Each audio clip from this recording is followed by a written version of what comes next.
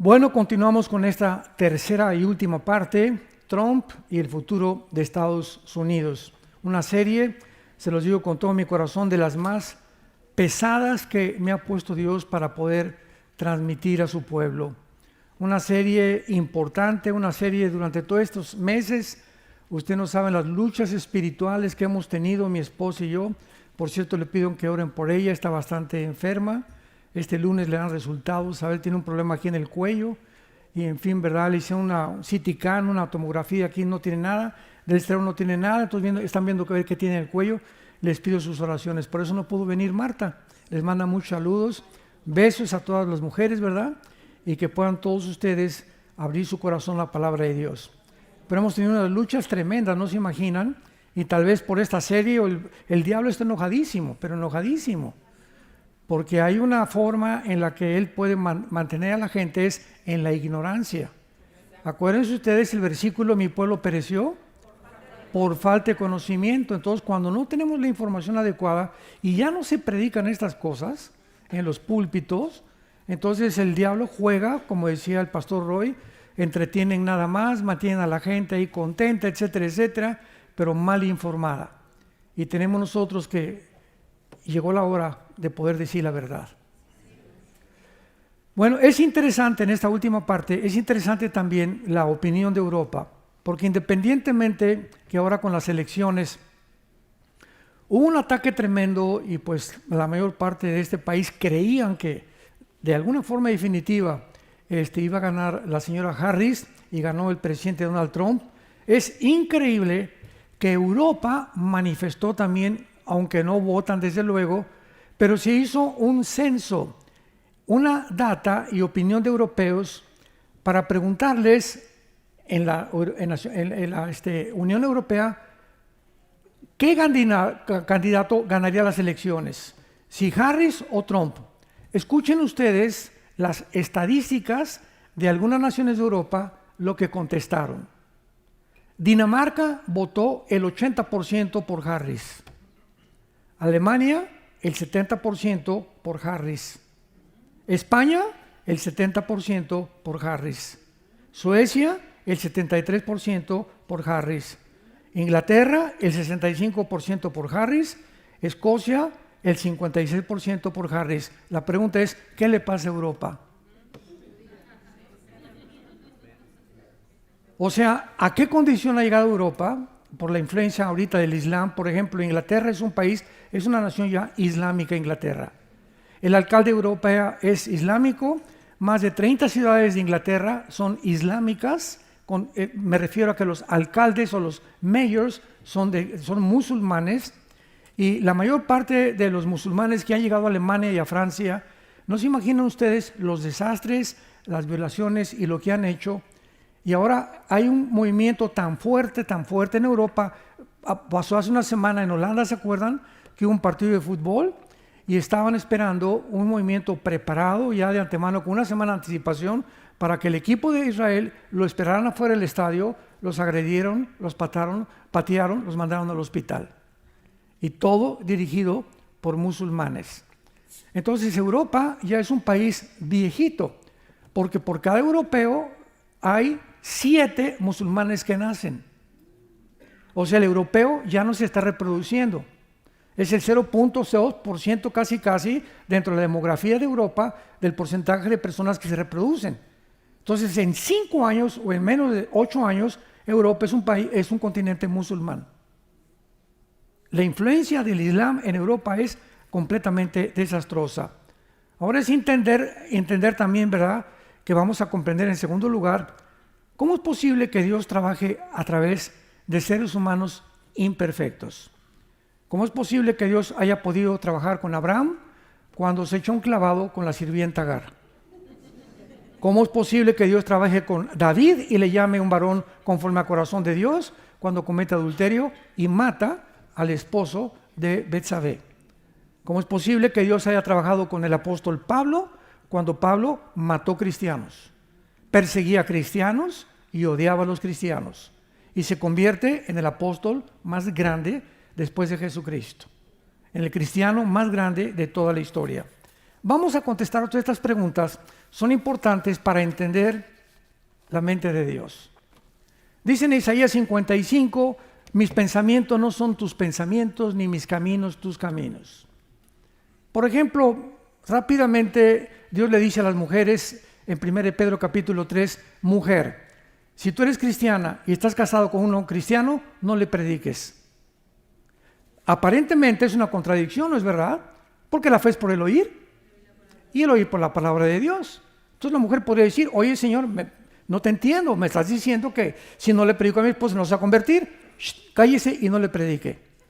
¿Por qué? Porque Dios conoce la naturaleza del hombre y le dice a la mujer en 1 Pedro capítulo 3 versículos 2 y 3, gánalo con tu conducta. No le pongas en la mañana en el espejo cuando se vaya a rasurar, eres como Sodoma y Gomorra. O te vas a ir al infierno. El pastor dijo, y todavía nos meten a nosotros. El pastor dijo que te vas a ir al infierno con tus borracheras y todo lo que haces. No vas nunca a ganar a tu esposo de esa manera. Cuando una esposa se calla y es santa delante de Dios y ora por él, mis huevos con chorizo, sí, mejor, y también te traje chilaquiles, mi amor.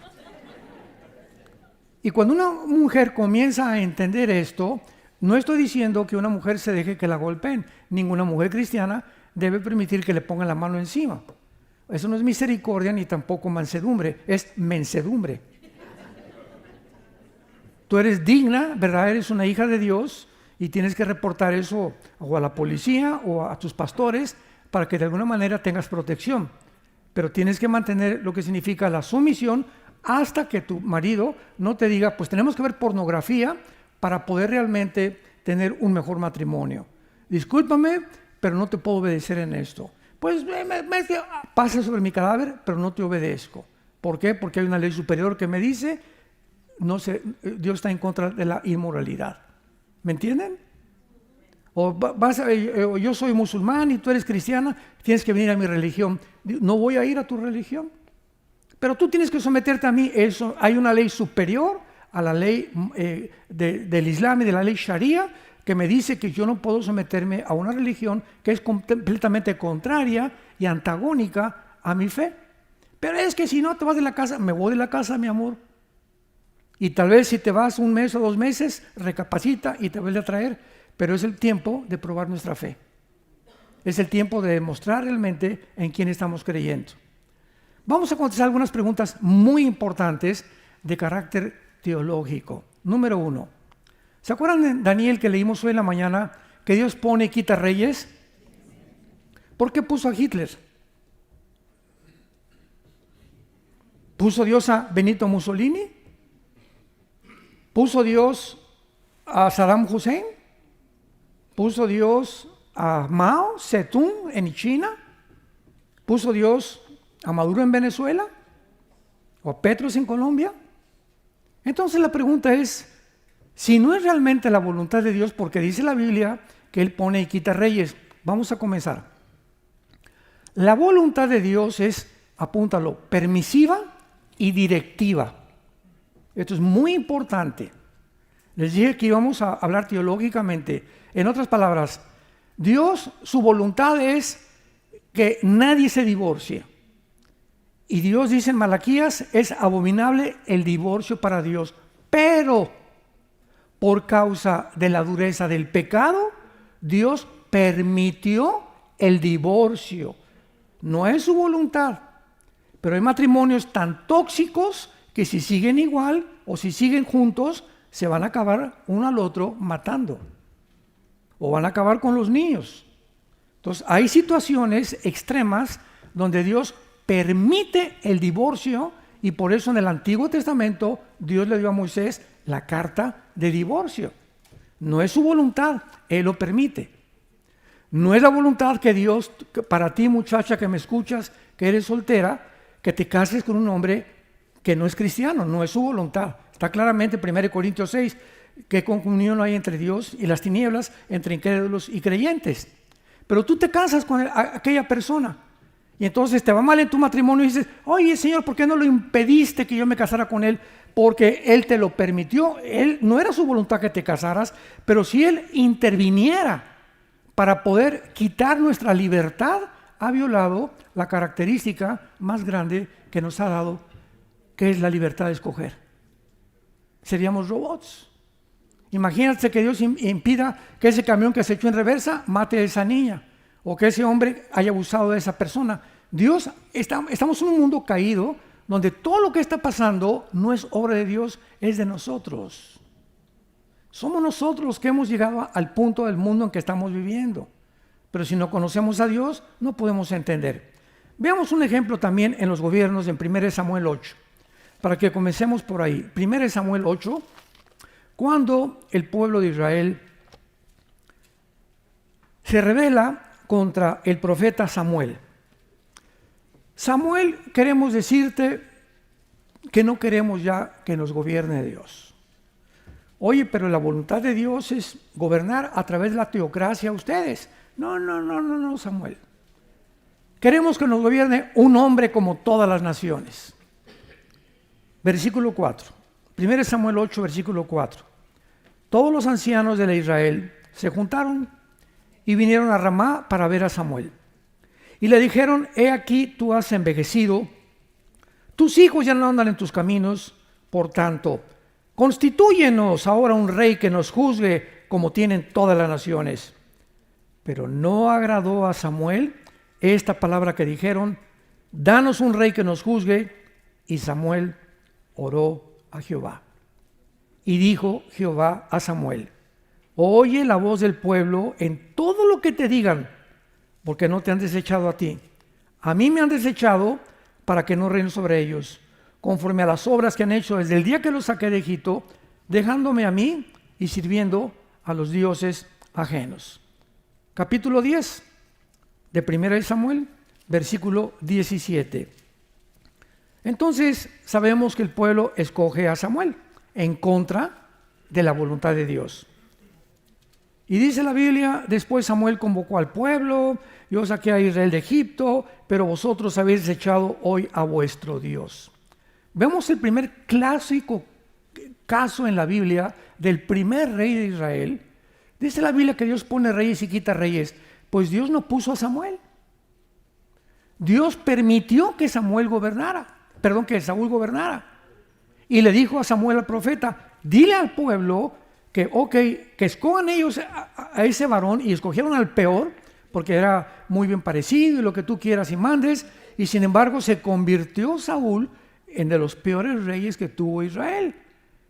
Ahora, en el libro de Amós, más adelante, el profeta Oseas, capítulo 8, versículo 4, Oseas 8:4, vean lo que dice este profeta: ellos establecieron reyes, pero no escogidos por mí. Constituyeron príncipes, mas yo no lo supe.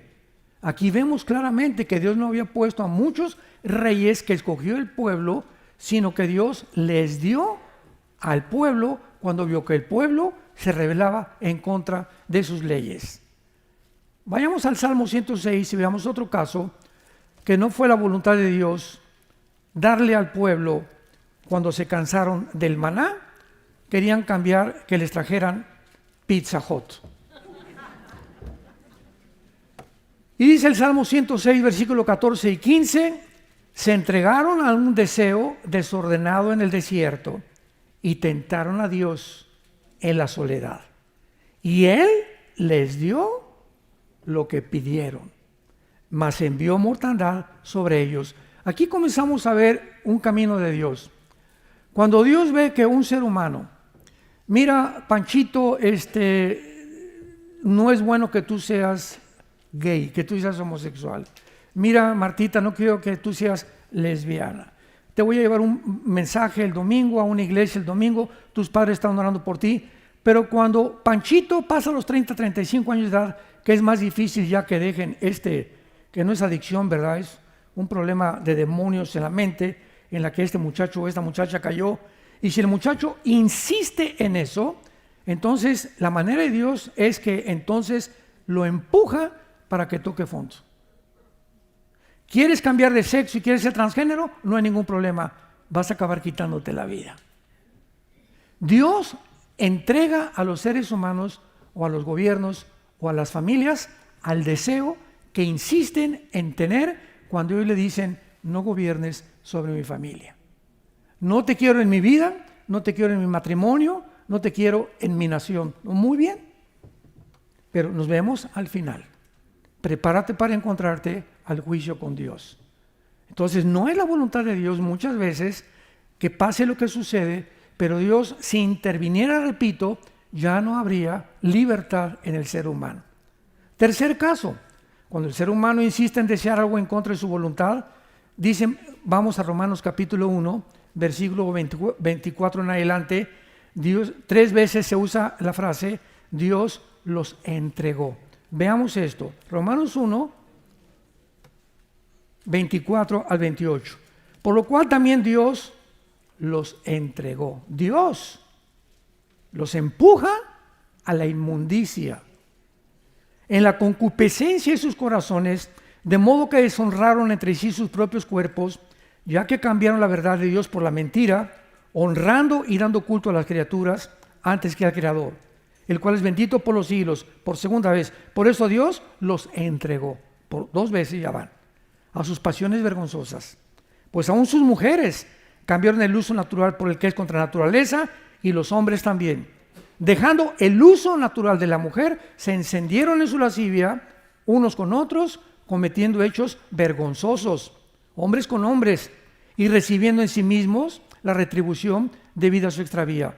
Y como ellos no aprobaron tener en cuenta a Dios, en tercer lugar, Dios los entregó a una mente reprobada. ¿Saben qué significa una mente reprobada en el original griego? Una mente reprobada es cuando una persona, cuando un ser humano llega a un punto en su vida en la que ya no discierne entre el bien y entre el mal. Ya no sabe si esto es blanco o es negro, para él es todo gris. Y cuando una persona ya no discierne y dice, es que yo no soy lo que nací, o yo sé esto, o yo sé aquello, va en contra de la naturaleza, esa persona ya perdió la brújula. Y a lo bueno le llama malo y a lo malo le llama bueno. Pues un día me preguntaban, ¿un día usted iría a alguna boda de gays? Jamás, Dios me libre. Tanto peca el que mata la vaca como el que estira la pata, dice en mi tierra. Entonces yo no voy a participar de las tinieblas, dice en Efesios capítulo 3, no participemos de las tinieblas.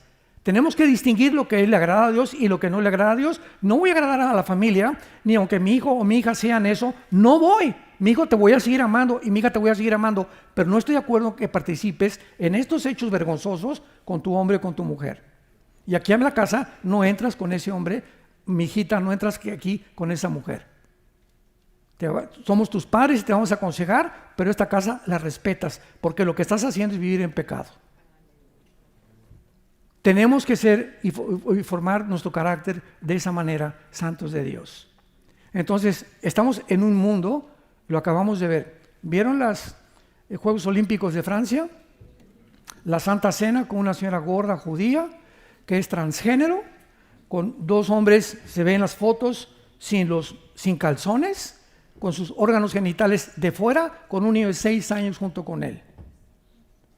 Después sueltan un caballo blanco que es aparentemente la entrada del anticristo, que es el caballo blanco de Apocalipsis capítulo 6.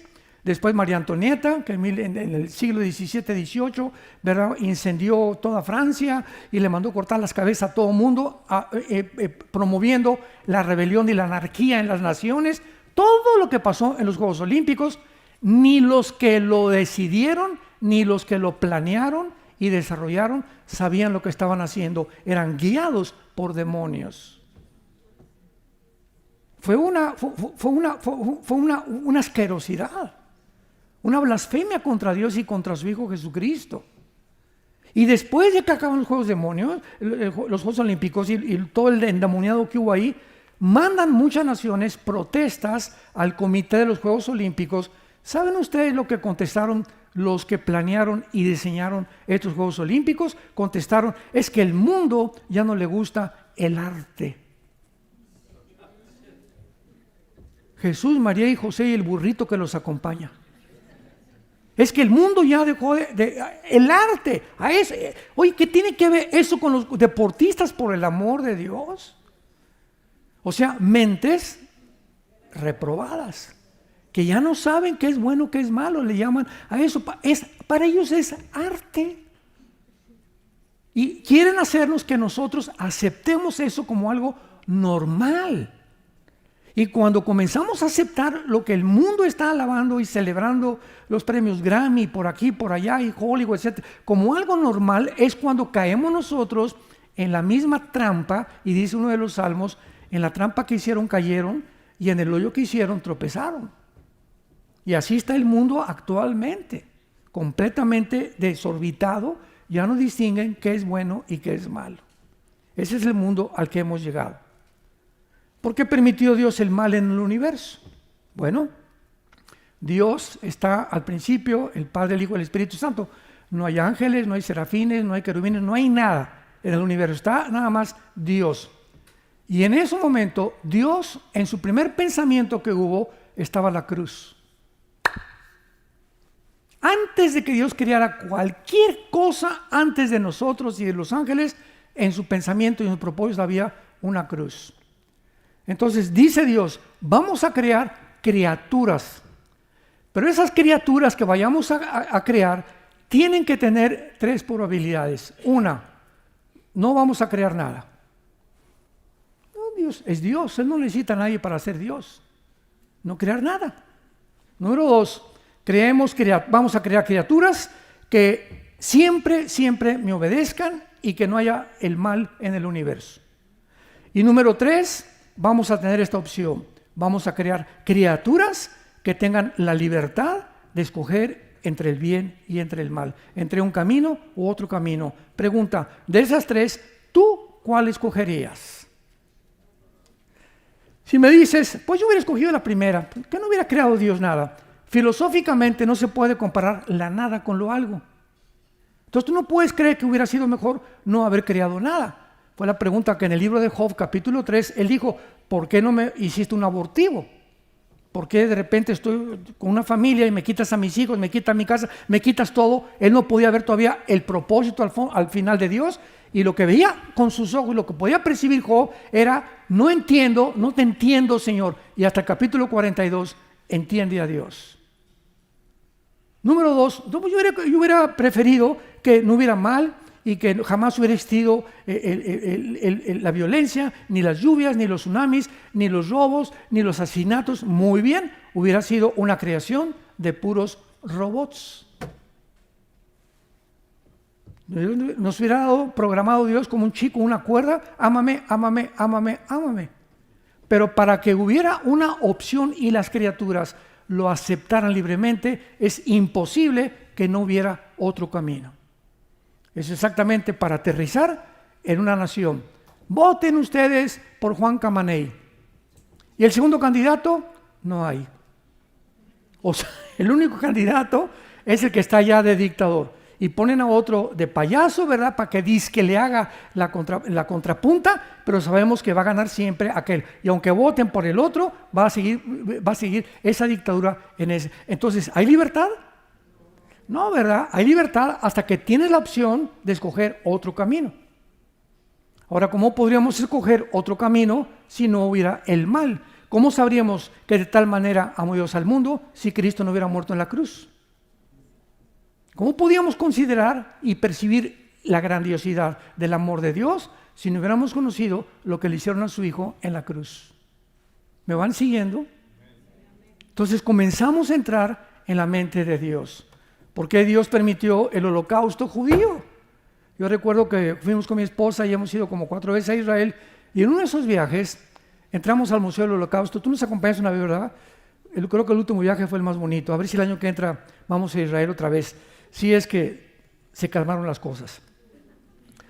Y en el Museo del Holocausto estábamos mi esposa y yo viendo, es una cosa tremenda el Holocausto ahí, el museo. Vi a 2 judíos llorando, uno ya grande como 60 y otra señora como de 80 años. Estaban llorando y le decía uno a su esposa, es que ¿dónde estaba Dios con nuestros familiares en el Holocausto? ¿Por qué Dios no hizo nada? Y yo oí esa conversación, la dijo en inglés. Entonces me acerqué a la pareja y le dije, ¿me permiten darles un consejo? Y se voltearon a verme. Y me dijo, sí, que le dije, quiero decirles y contestarles esa pregunta, que dónde estaba Dios en el holocausto. Y le dije, ¿dónde estaba Dios? En la cruz. Cuando él estaba crucificado, los griegos, filósofos, oye, si Dios fue el Hijo de Dios, ¿cómo es posible que Dios diga que ame a su Hijo? Mira, nomás lo hicieron como chicharrón, un guiñapo humano, está completamente deshecha su piel, su cabeza, las espinas, los clavos. ¿Cómo puede Dios permitir esto? De acuerdo al pensamiento de los griegos. Y los judíos que estaban del otro lado, los fariseos, oye, ¿cómo es posible que diga que es el Hijo de Dios? Si en la Torá, en nuestro libro sagrado dice, maldito el que es colgado en un madero. Ese no puede ser Dios. Tanto los fariseos como los griegos chocaron mental y filosóficamente porque no entendían la cruz. Que lo que ellos creían que era una locura era el plan más santo, más grandioso, la lucha donde el amor vence al mal.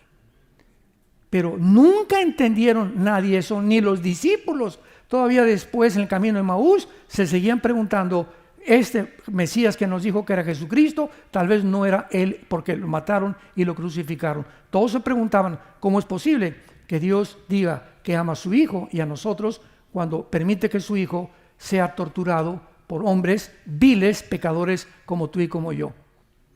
Pero detrás de la insensatez se encuentra la sabiduría de Dios, porque lo sabio de Dios es más necio que los hombres, y lo débil de Dios es más fuerte que los hombres. 1 Corintios capítulo 1.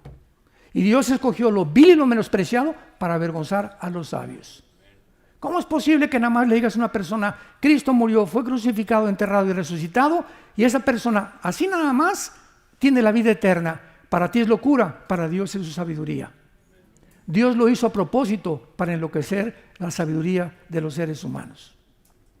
A nosotros nos gusta lo intrincado y por aquí, y Richard Hawkins, y por acá, y los filósofos, y Laplace, y Carlos Sagan, etcétera, etcétera, y el ateísmo, y Dios escoge lo más sencillo, las semillitas, un pastor, el pasto, los árboles, para enseñarnos la grandeza de su nombre, la grandeza del universo, y la grandeza para que hasta el agricultor más inculto y el ranchero más inculto y el vaquero más inculto puedan comprender las parábolas de Jesucristo, que para el hombre son locura y no encuentran el significado detrás de las parábolas, más que aquellos que siguen a su Hijo Jesucristo.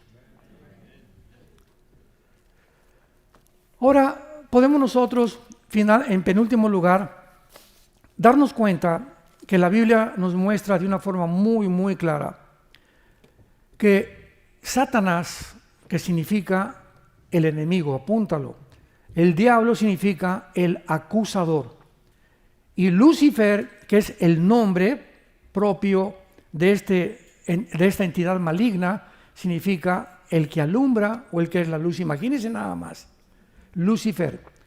Entonces, los nombres del diablo, Dios me preguntó una vez un niño, oiga, ¿por qué creó Dios al diablo? Le dije, no, Dios no creó al diablo. Dios creó a Lucifer y él se volvió diablo.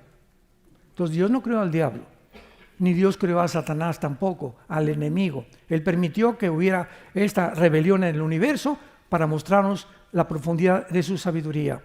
Entonces, el mundo nos muestra que este mundo en el que tú y yo vivimos, el planeta Tierra, está gobernado por las mentiras. Todas las personas que tú veas, ¿verdad?, tienen vidas que tú no te imaginas que ellos están viviendo. Caras vemos, corazones no sabemos. ¿Cuánta gente, verdad?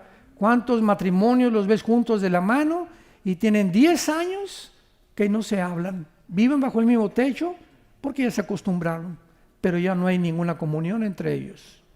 ¿Cuántos cristianos ves que entran a la iglesia y están como robots, verdad? Santo, santo, santo, ya no más falta hacerse así.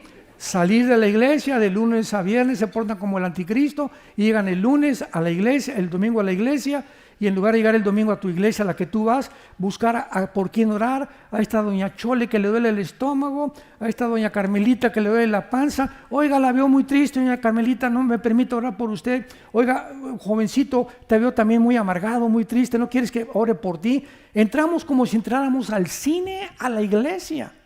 Yo cuando voy al cine a ver una buena película, entro con orejeras, no me importa el que está junto ni aquí, mis palomitas y mi Coca-Cola de dieta. Pero no me importa a nadie, ¿verdad? Porque voy a ver el cine. Entonces, el domingo no es el cine en la iglesia. Tú tienes que entrar el domingo a la iglesia a buscar a quién ayudas. Buscar por quién oras. Buscar caras, a quién está triste, a quién veo por allá. A quién no los ves, matrimonios que ya no se agarran de la mano, ni están abrazados.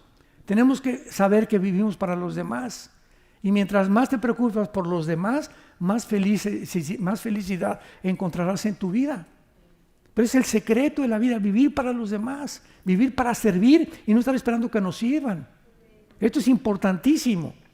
Entonces, veamos el ejemplo, nada más quiero que vean esto, con las preguntas que voy a hacer, de las mentiras que vive el mundo. Número 1, ¿cómo es posible que en el siglo XX hayan creído ciegamente que venimos de Chita?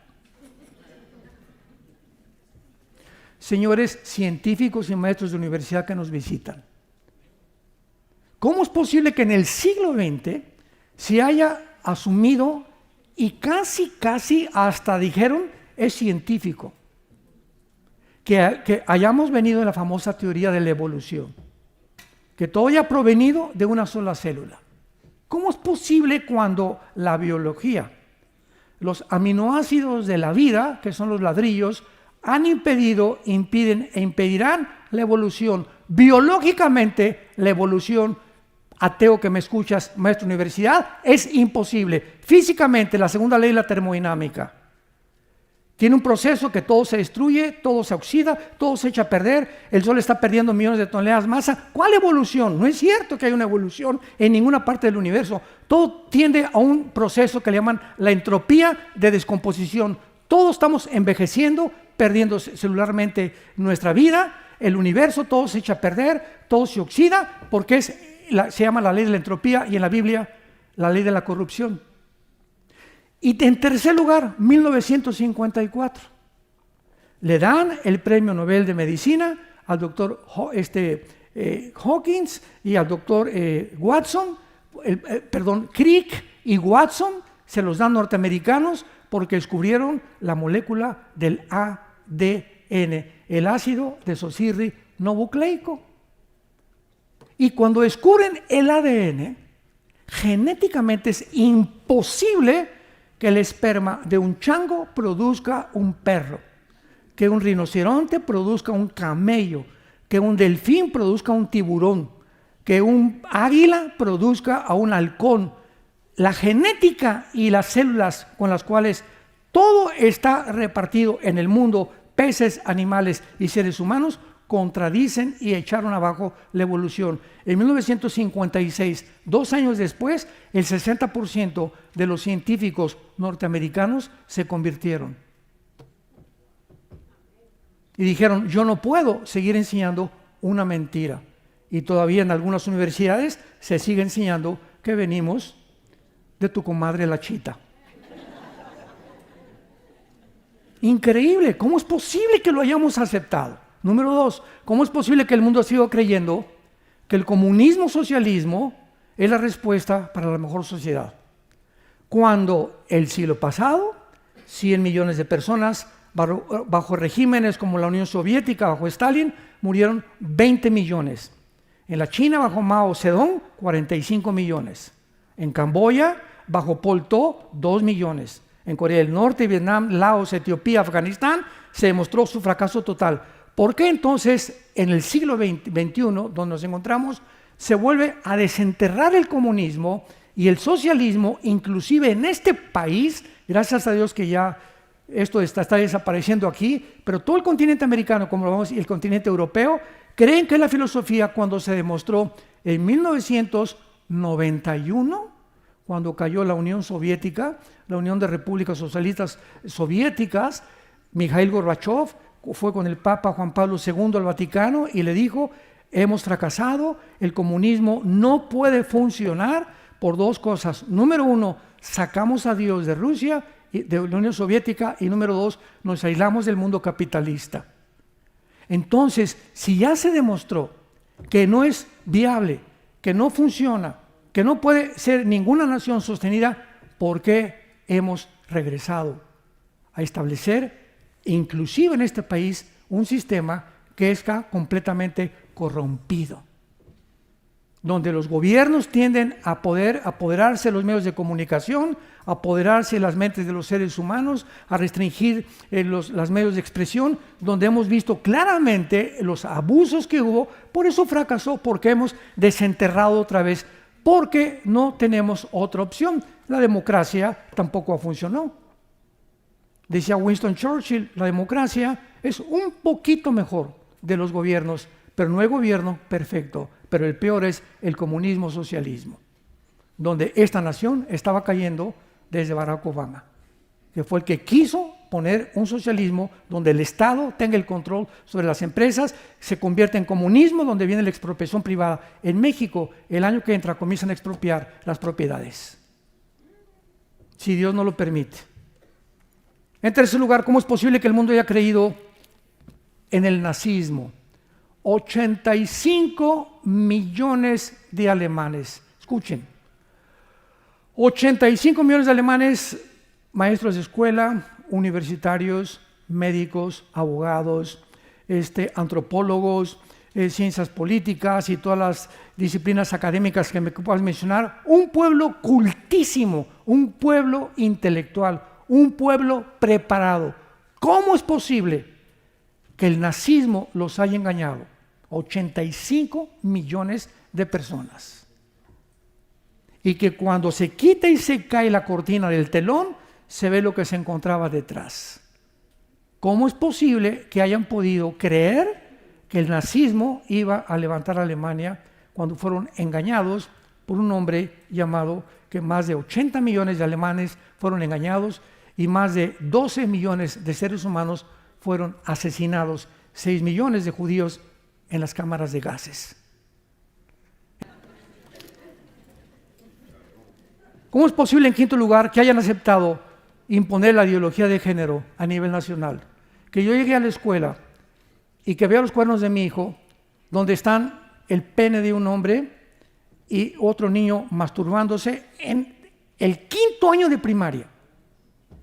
¿Cómo es posible que yo pueda ver los cuadernos, los que revisamos los cuadernos de nuestros hijos, los que tienen usted ahorita hijos pequeños, que tú veas eso y que tú no vayas a esa escuela y les digas, ustedes, ¿cómo enseñan esto a mis hijos? Mi hijo tiene 6 años de edad, está en un kinder casi.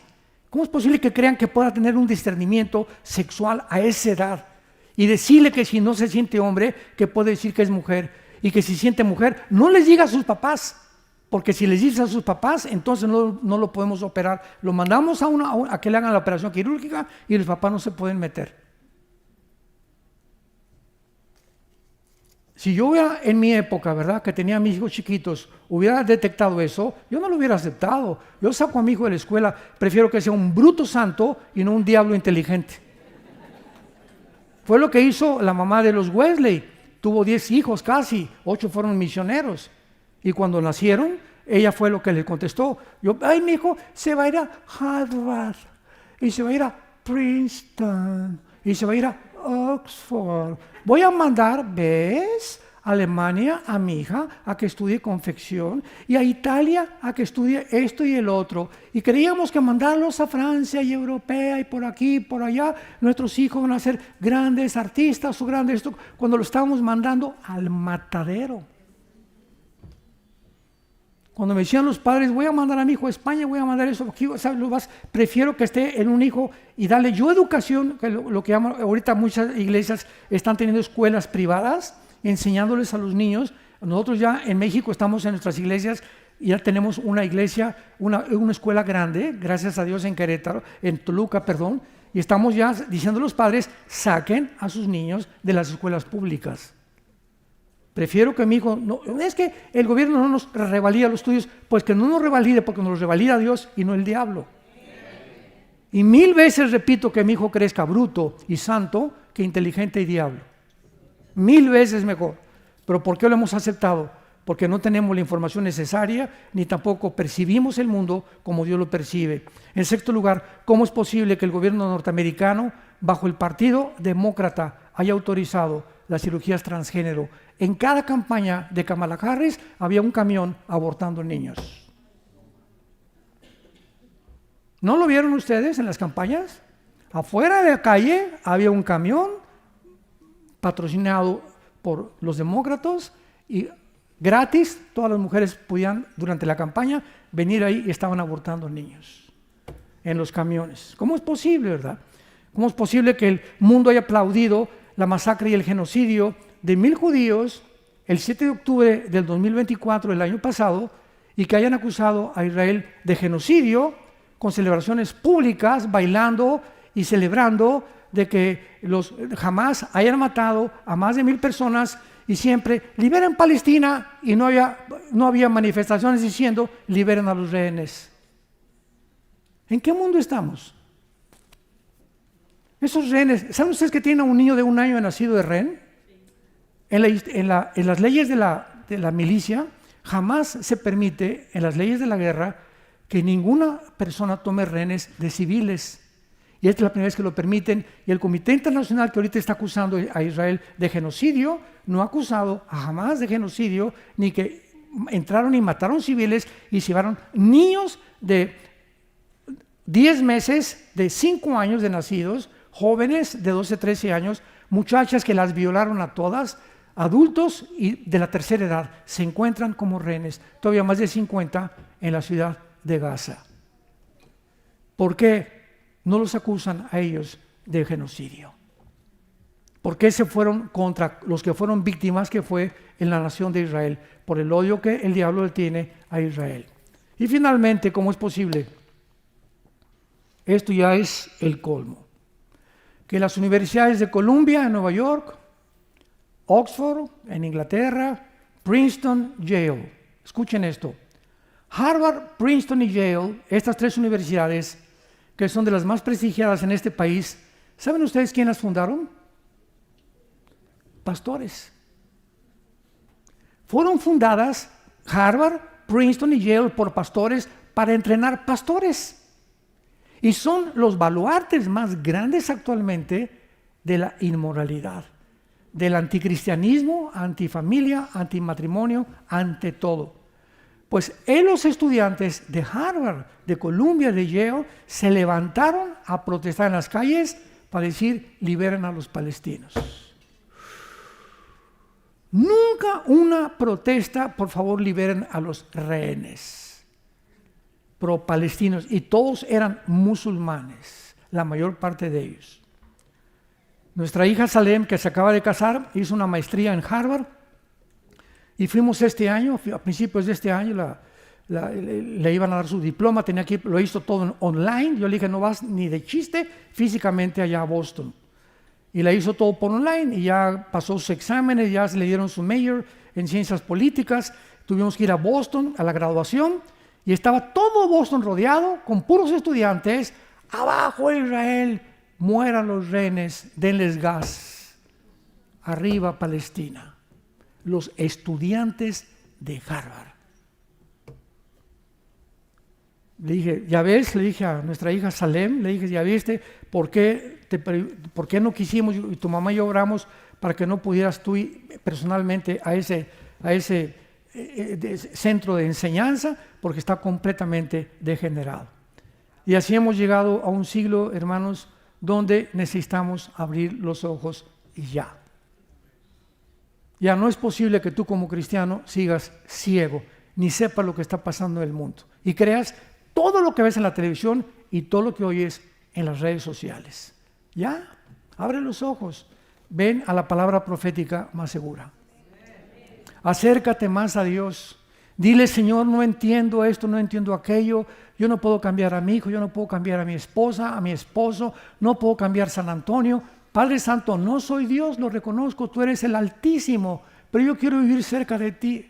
Quiero vivir en tu palabra, Señor. Quiero que me des paz y que cambies a mi hijo, que cambies a mi esposa. Te pido por mi ciudad, pero yo necesito comenzar conmigo. Tenemos que comenzar con nosotros mismos. Ay, hermano, quiero que hable con mi esposa. Y le pregunto, doña Chole, ¿y usted cómo está con el Señor? Usted quiere que ore por su esposo, ¿y usted cómo está? ¿Usted está bien con el Señor? ¿Está caminando con el Señor? ¿Está usted teniendo sus devocionales diarios? ¿Ama al Señor con todo su corazón? ¿Les da un buen ejemplo a sus hijos? Entonces no se vaya preocupando, por mi hijo le pasó esto, y mi hija anda por acá. ¿Y usted? ¿Usted qué? Mientras nosotros no cambiemos y nosotros no seamos transformados por el poder de Dios, no esperemos cambiar a nadie. Una jarra vacía no puede llenar vasos. Tenemos que llenarnos primero nosotros para poder llenar las vidas de la gente alrededor, principalmente de la familia. Si yo estoy vacío, ¿cómo quiero que Dios cambie a mis hijos cuando Dios quiere comenzar con mi propia vida? Para que podamos entender que no podemos ser lámpara de la calle, tristeza de la oscuridad, mientras nosotros vivamos en tinieblas y no obedezcamos a la fe y a la verdad de su palabra. Bendito sea el Dios y Padre de Jesucristo nuestro Señor. Oremos, que nos ha hecho renacer para una esperanza viva. Padre, te damos las gracias por tan grande salvación que has hecho en nuestras vidas. Y de Jesucristo, el pastor de las ovejas, por la sangre del pacto sempiterno, que nos ruega ahora hacer las cosas que son agradables delante de Él.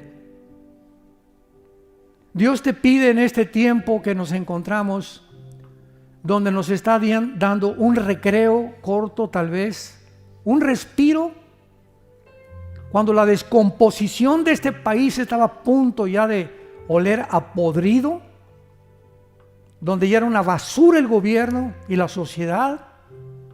Dios en su misericordia, como en el tiempo de los jueces, manda a alguien a levantar los altares derribados por reyes malignos. Toda la historia del Antiguo Testamento son reyes, gobernantes que se levantaron contra Dios.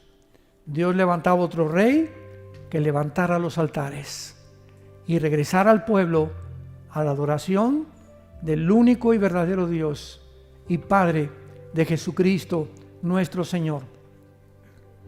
Dios ha hecho, tenemos que abrir los ojos, Dios ha hecho lo mismo con esta nación, tan grande esta nación, que mandó misioneros al mundo, esta nación que ha sido un faro de luz por casi 75 años. Esta nación que ha permanecido fiel en la palabra y en la Biblia, donde antes se leía la Biblia en todas las escuelas, donde las familias tenían conceptos y valores judeocristianos, y vinieron gobernantes a derribar todos esos altares, y viene Dios en su grande misericordia a levantarlos otra vez. Abramos nuestros ojos y veamos lo que Dios está haciendo y digámosle: bendice alma mía Jehová. No te olvides de ninguno de sus beneficios. Él es el que sacia de bien tu boca, el que te corona de favores y misericordias, el que nos sana todas nuestras dolencias, el que pone nuestros pies sobre la peña. Esperanza mía, castillo mío, mi Dios, en quien confiaré. El que nos libra del lazo, el cazador de la peste destructora, porque hemos confiado en Él.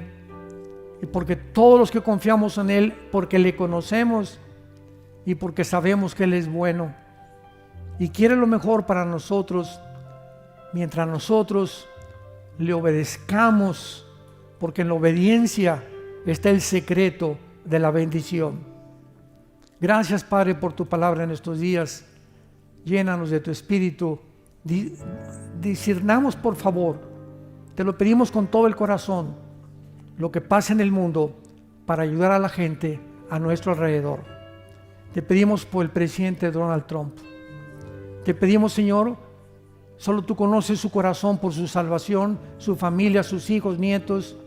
Te pedimos también, Señor, por Joe Biden, donde quiera que él se encuentre, por Jill, su esposa.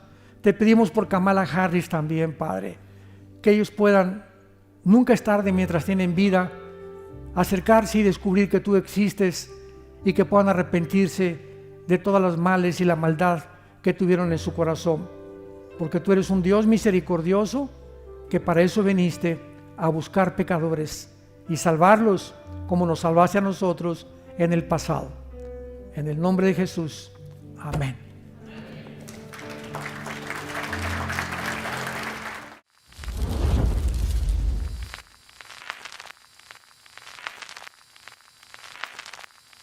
Hola, ¿qué tal? Me da mucho gusto saludarles y quisiera simplemente comunicarles que gracias a todos ustedes a través de todas las naciones del mundo que aman la palabra de Dios y que realmente están interesados en que nosotros como organización Vida Nueva para el Mundo y Armando Alducin Ministries continuemos predicando el Evangelio de la Gracia de Jesucristo y que podamos nosotros continuar haciéndolo gracias a sus donaciones.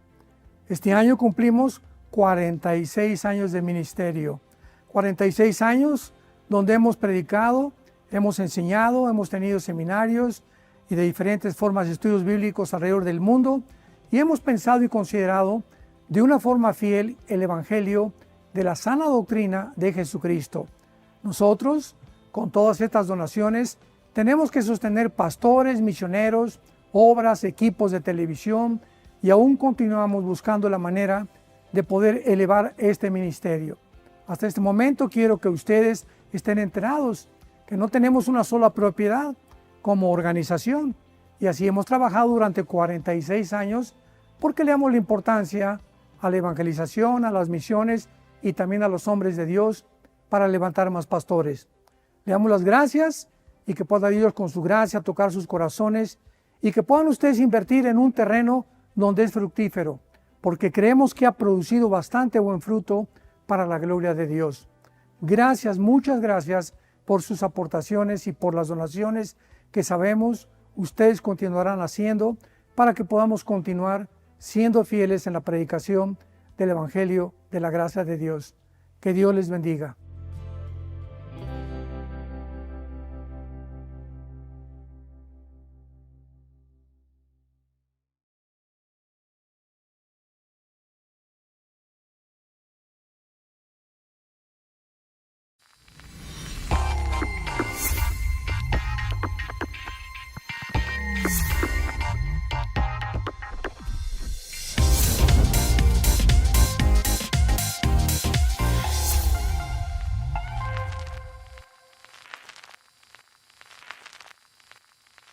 Y tenemos hoy una nueva serie titulada La futura Babilonia comercial del Anticristo.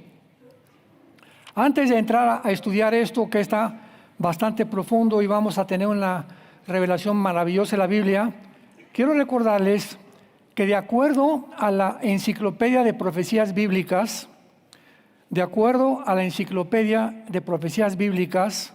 de J. Barton Payne, hay 1234 profecías en el Antiguo Testamento.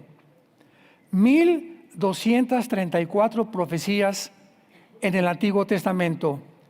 578 en el Nuevo Testamento. O sea, en toda la Biblia hay 1807 profecías. Estas profecías están contenidas en 8350 versículos. Y en la Biblia hay 31.124 versículos. ¿Qué les quiero decir? Que el 30% de este libro es profético. El 30% de la Biblia es de carácter profético. Imaginémonos no darle importancia a las profecías, como desgraciadamente a través de muchos años no se le ha dado el valor, la coherencia, la interpretación adecuada que las profecías deben de tener. Entonces, porque muchas veces me han preguntado que por qué me enfoco yo más en las profecías cuando hay otros temas. Bueno, quiero recordarte, ¿verdad?, que si entras a nuestras redes, tengo grabado todo el libro del Génesis, versículo por versículo, el libro del Levítico, el libro de Job, como 45, 50 salmos, todo el libro de Romanos, Apocalipsis lo he grabado más de 4 veces. Así que tenemos toda una extensión de enseñanza a través de los años. Pero en los últimos años Dios me ha movido el Espíritu Santo porque nos acercamos a un punto tan importante en la historia humana en la que a Dios le agrada o le corresponde mostrarnos el camino. Dice Jeremías 10:23, el hombre no es señor de su camino, ni del hombre que camina ordenar sus pasos. Así que yo aprendí hace muchos años a no compartir un mensaje sin antes haber ayunado, orado, que sea realmente lo que Dios quiere hablarle a su pueblo. Y Dios ha puesto en mi corazón esto, ¿verdad? Ahora les pido del 6 al 10 de agosto, voy a estar en la ciudad de Guatemala. Posiblemente también esté con el presidente que me quiere conocer de Guatemala. Y vamos a celebrar los 75 años de Radio Cultural, que es la estación más antigua cristiana de toda Latinoamérica. Me invitaron para compartir, vamos a tener una cena con 1,300 pastores y cerramos el domingo con 18, 20 mil personas en el estadio. Así que va a ser un evento precioso, maravilloso. En Guatemala está, creo que el presidente actualmente es católico, pero le encanta la Biblia, aparentemente nos ha escuchado y pues vamos a tener una puerta muy abierta para continuar llevando este mensaje a las naciones. Muy bien, abran sus Biblias los que la traen, los que no se pueden sentar con un cristiano. Apocalipsis 17 y Apocalipsis 18. Como bien lo dice el título de la serie, es increíble que la Biblia termine con estos 2 capítulos antes de entrar a la eternidad, Apocalipsis 21 y 22, y que la Biblia haya comenzado con un lugar geográfico que se llama Babilonia. Lo vamos a ver más adelante.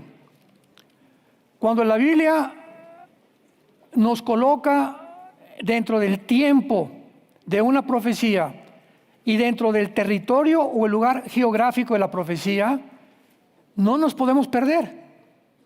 Por ejemplo, comienza en Génesis 10 que la primera ciudad fundada fue Babel, por un hombre llamado Nimrod, que significa el rebelde, y el que dirigió la primera rebelión mundial masiva contra Dios. Entonces, cuando la Biblia nos muestra Babel, nos dice en la tierra, sigan con mucho cuidado, de Sinar, o en la tierra de los caldeos.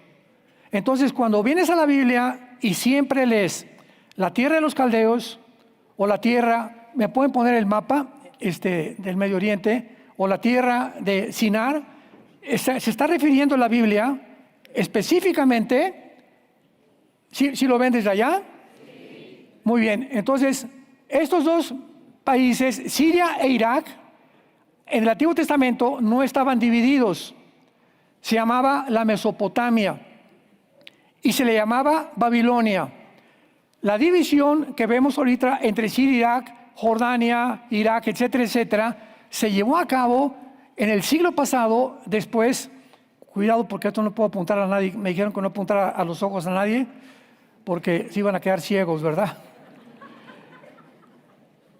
En el siglo XX, a partir de 1920, se hizo una división por los ingleses y los franceses de todo el Medio Oriente. Entonces dividieron todo el Medio Oriente, pero Irak y Siria son lo que en la Biblia se llama la tierra de Sinar o la tierra de la Mesopotamia. Ahora esto es muy interesante porque aquí todo lo que es Irak es lo que corresponde actualmente a Babilonia. Irak corresponde a la Babilonia bíblica. Entonces ya sabemos exactamente cuando la Biblia habla de Babilonia a qué territorio geográfico se está refiriendo. Muy bien, vayamos rapidísimo antes de Apocalipsis a Génesis capítulo 10 para poder cimentar esta enseñanza. En el versículo 8 al 10 dice así, Génesis 10 del 8 al 10. y Cus engendró a Nimrod. ¿Quién fue Cus? Uno de los hijos de Noé. Noé tuvo 3 hijos, Sem, Cam y Jafet. Cus es Cam, o sea, desciende de Cam. O sea, cuando dice que Cus engendró a Nimrod, está hablando del territorio africano o del Medio Oriente y parte del Asia Central. Entonces, vemos nosotros que toda la historia nos muestra que la historia comenzó en donde, precisamente de Irak. Y fue de Irak de donde Dios llamó a Abraham. Todavía no había judíos, todavía no existía la nación de Israel. Esto es importantísimo para ubicarnos en la historia y en la cronología de la historia y en el tiempo para entender las profecías bíblicas. Hablando de Nimrod, fue vigoroso cazador delante de Jehová. Versículo 10. Y fue el comienzo de su reino Babel. Erec, que es Irak, Akkad y Calné. ¿Qué notan ahí? En la tierra de Sinar, o sea, entre Siria y entre Irak. Ahí se levantó por primera vez la torre de Babel. Ahora, qué interesante que la palabra Babel signifique confusión. Entonces, cuando el ser humano se aleja de Dios, el ser humano cae en su confusión. Sin Dios, el ser humano no sabe cuál es el destino, por qué vivo, cuál es mi propósito en la vida, cómo debo tratar a mi esposa, a mis hijos, qué directriz quiere que tome para mi vida, debo escoger esta carrera o aquella carrera. Un ser humano sin Dios vive confundido. Y así comenzó la Biblia y así terminará la historia del ser humano. Nunca en la historia el ser humano en el siglo XXI se había encontrado tan confundido. Ya nadie sabe lo que está diciendo. ¿Cómo es posible que hayamos llegado al punto en la pandemia donde se le cambió el nombre a los niños por niñas y a las niñas por niños? ¡Qué confusión! ¿Por qué la confusión? Si la genética y la biología nos dice que si tú tienes el cromosoma Y, eres macho camacho. Y si tienes los 2 cromosomas X, eres mujer. ¿Cómo pudimos llegar a esta confusión? Que hasta médicos, biólogos, genetistas comenzaron a enseñar que se podía cambiar el sexo y que había más de 30, 40 géneros. ¡Qué confusión tan grande! ¡Qué confusión de la pandemia que nos cerraron la boca para que no respiráramos con las famosas pañales que nos ponían aquí! ¡Qué confusión tan grande había! Donde creían que el virus no estaba en los restaurantes. Si te tapabas y llegabas a tu mesa, te quitabas la máscara y te podías sentar y ahí no había virus. ¡Qué confusión tan grande actualmente hay con los gobernantes! Ya no saben si los demócratas, los republicanos, o el comunismo, o el socialismo, o qué sistema de gobierno es el adecuado para gobernar cuando todos han fallado y fracasado. Hay confusión en la Biblia, hay confusión en la teología, hay confusión en la filosofía, hay confusión en las religiones. Es una confusión impresionante. Nada más métete a TikTok. Yo jamás lo veo. Pero estamos bombardeados. Tú oyes una voz por acá, otra voz por acá, otra voz por acá, otra voz por allá. Y llega ese momento que dices, ¿será verdad? ¿Será mentira? ¿Que realmente podemos llegar a entender quién nos está diciendo la verdad en el mundo tan confundido, de tantas mentiras en las redes sociales, de tantas cosas que están tergiversando completamente de su propia naturaleza? Entonces, va a terminar la Biblia, regresamos al Apocalipsis, en 2 ciudades, llamadas Babilonia, pero con una grande diferencia, porque vamos a ver que la confusión va a ser religiosa y la confusión va a ser comercial o económica, como es la ciudad comercial que gobernará el anticristo en Apocalipsis capítulo 18. La Biblia profetiza 2 ciudades llamadas Babilonia, que tendrán una relevancia importantísima en los últimos días y en las cuales la atención mundial va a ser atraída hacia esa zona geográfica. Sin embargo, estas dos Babilonias, la del capítulo 17 y el capítulo 18, no son iguales, porque he leído muchos comentarios que confunden y que es la misma Babilonia. Lo vamos a demostrar que no es así. Una es la religiosa, capítulo 17, y la otra es la Babilonia comercial. O sea, el mundo se dirige al comercio. Dicen que en México el 70% de todos los profesionistas, o el mexicano que tiene un título de abogado, de doctor, de dentista, de oculista, etcétera, etcétera, se dedican al comercio y no a su profesión. Se dedican al comercio y no a su profesión. O sea, van a la escuela, a la universidad, se gradúan y se dan cuenta, ¿verdad?, que es dentro del comercio donde ellos pueden avanzar más rápidamente que en su propia profesión por las pocas oportunidades que se presentan actualmente en el mundo. Y en los Estados Unidos está sucediendo el mismo fenómeno. En Estados Unidos hace 5 años, para no irnos tan lejos, si tú tenías un posgrado, un PhD, tenías una maestría, etcétera, etcétera, y llegabas a una compañía, te revisaban tus papeles, no tiene un posgrado o tiene una certificación de una famosa universidad, le daban el puesto a esa persona. Ahora se acabó. Se acabó completamente.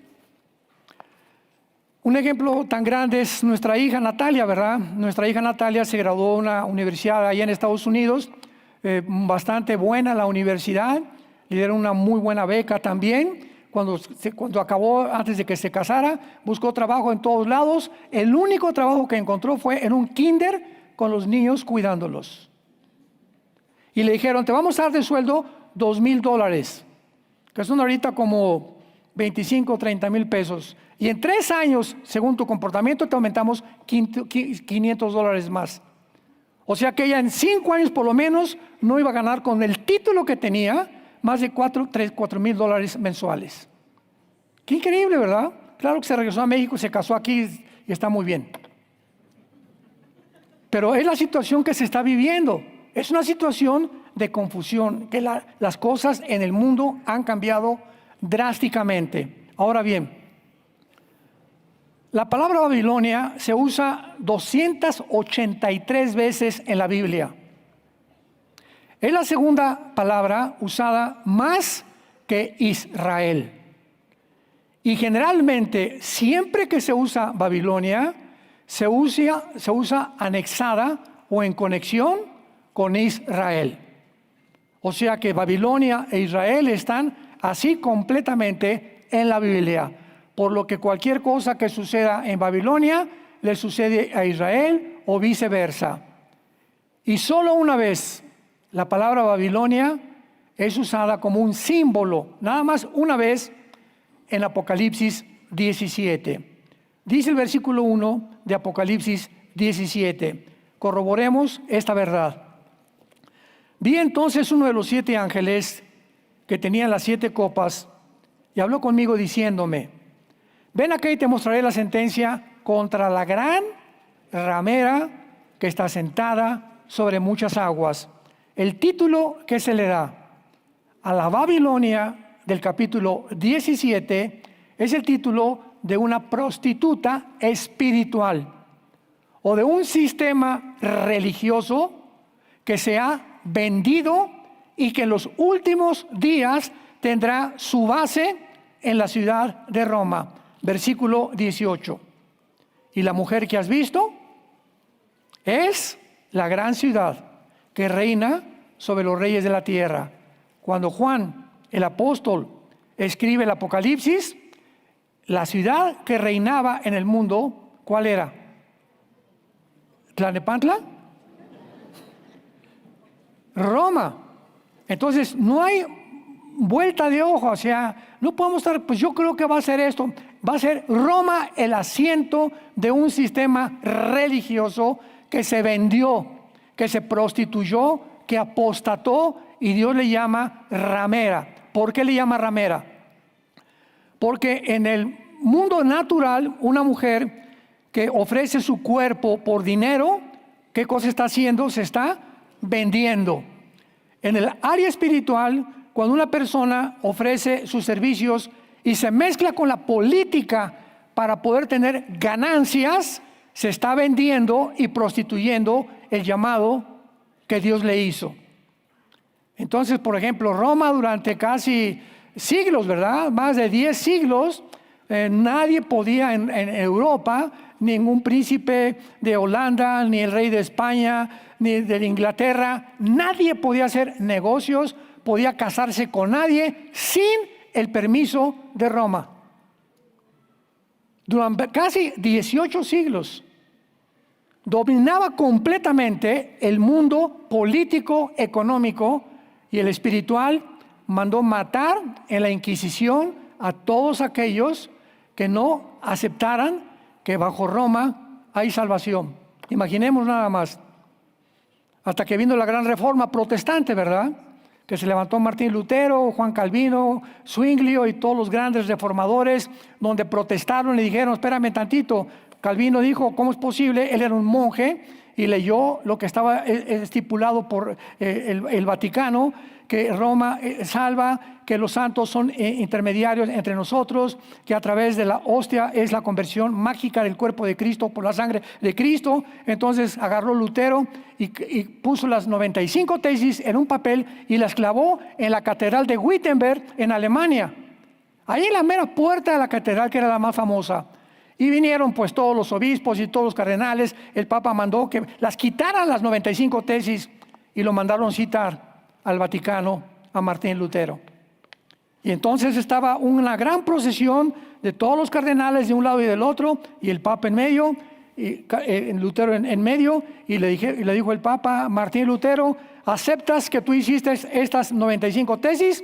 Sí, contestó Martín Lutero. Pues tienes que renunciar a ellas bajo pena de muerte. Y Lutero contestó, llevaba un Nuevo Testamento. Quiero decirles con este libro, y retó a todos los cardenales y al Papa, que si ustedes me contradicen y encuentran que es mentira lo que he dicho y que no está en la Biblia, acepto ser muerto. Hubo un silencio sepulcral, nadie dijo ni pío, porque dijo, estoy apegado a la palabra de Dios. Y es la palabra de Dios, la constitución y el camino, la verdad, el cimiento, el fundamento de todo el cristianismo. Pues lo condenaron a muerte, huyó, ¿verdad? Lo protegieron los reyes de Holanda, etcétera, etcétera. Se casó con una monja, la fue a sacar del monasterio también. Y entonces vemos nosotros de qué forma, a través de todos los siglos, esto ha sido una distorsión totalmente de la palabra de Dios. Ahora que venía yo aquí a México, salí el viernes de Dallas, y en el aeropuerto de Dallas estaba yo desayunando y estaba un señor enfrente de mí y se acercó y me dice, oiga usted, ¿es Armando Alducin? Sí, que está mucho gusto que nos ve en la televisión. Ah, pues qué bueno. ¿Y quién eres tú? Le pregunté y me dice, soy un misionero. Ah, qué gusto, le dije, qué bendición. Me dice, soy católico. Ah, qué gusto, le dije, qué bueno que amas al Señor.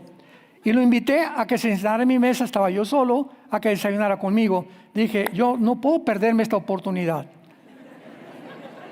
Porque tenemos tenemos que tener compasión. Tenemos que ser cuidado con la soberbia. Está muy bien, tenemos la verdad, pero que esa verdad no nos enorgullezca, ni nos ensoberbezca sobre aquellos que no han tenido la oportunidad de oír lo que nosotros hemos oído.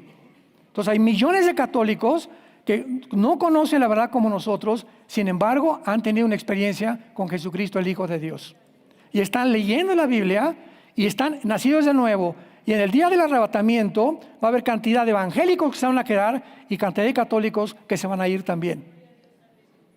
¿Por qué? Porque no es todo el que me dice Señor, Señor, entrará al reino de Dios. O sea, si yo soy católico, acuérdense que les conté mi testimonio, yo quería ser cura, quería ser padre, ¿verdad? Y me decepcioné mucho, me hice ateo, lo que haya pasado, etcétera, etcétera. Pero si hubiera seguido ese camino y hubiera estado yo completamente sincerado de que esa era la verdad y nunca tuve la oportunidad de conocer el verdadero evangelio, Dios va a tener compasión de mucha gente. Entonces, cuando encontramos a una persona que no cree, que no conoce la Biblia como la conocemos tú y yo, o espero que tú la estés conociendo, tenemos que no perdernos la oportunidad. Pero antes de nunca agredirlos, ni tampoco sentirnos superiores. Entonces lo invité, nos sentamos ahí a desayunar y le dije, oye, cuéntame, ¿y qué vas a hacer? Venía a San Luis Potosí de misionero. Le dije, ¿y qué vas a hacer en San Luis? Pues voy a llevar el Evangelio, me dijo. Le dije, ¿qué es el Evangelio? Le pregunté. Y se me quedó mirando y dice, pues les voy a hablar que Dios es bueno y que Cristo murió en la cruz. Le dije, qué bien, pero ¿ese es el Evangelio? Y me dijo, bueno, tenemos que decirle a la gente que el diablo existe también. Le dije, también eso es la Biblia. Yo no lo quise agredir porque él sabía que yo era cristiano. Él dice que me ve mis programas, así que ya sabe bastante, ¿verdad? Así que estaba muy nervioso también él de que yo lo fuera a atacar. Y le dije, bueno, mira, quiero decirte una cosa. Me acuerdo que me dijo que se llamaba Gerardo, y estoy orando por Gerardo todavía, que Dios le abra su corazón y que él pueda conocer la verdad. Le dije, Gerardo, el Evangelio es que Jesucristo fue crucificado, fue muerto, fue enterrado y resucitado a los 3 días y está sentado a la diestra del Padre, Él intercediendo por nosotros. Ningún hombre, ni vírgenes, ni monjas, ni sacerdotes, ni obispos, ni cardenales, más que Él. Y se hizo así. ¿De veras? Me dijo. Le dije, ¿no traes una Biblia? Me dice, no, la olvidé.